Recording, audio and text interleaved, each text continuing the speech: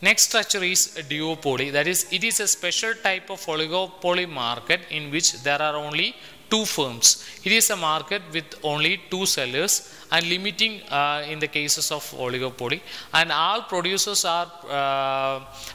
produce and sell almost identical products, but the pricing and the market policies may be different.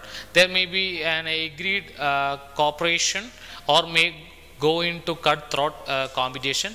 They may fix same and the different prices. There are certain features of that duopoly, that is only two producers or sellers for a similar product, and both are produce or sell identical product, and both the sellers may adopt their independent pricing policy, or both may agree upon a uniform prices. Both the seller may agree to cooperate, or they may compete with each other.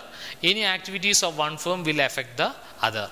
Next is certain models with respect to this structure, that is Cornut model, Bertrand duopoly model, Edgeworth model of duopoly, Stackelberg model of duopoly. So first let's see what is Cornut model means. Cornut model is invented in the year 1838 by Anthony Cornut. It is the terms of monopoly that consisting of two sellers, but it can be easily extended to an oligopolistic situation.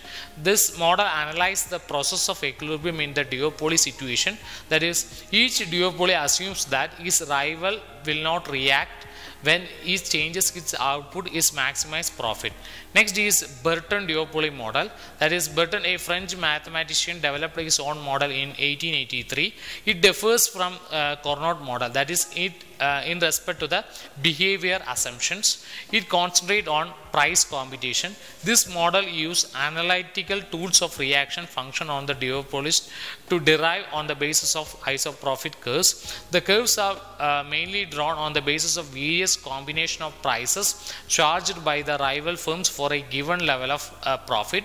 This equilibrium point reached where the curve of two firms intersect is called as stable equilibrium. Next is Edgeworth model, that is a model developed by the year in 1987.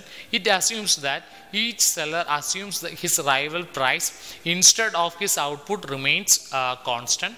It assumes that entire market is equally divided between the two sellers who faces identical demand curve.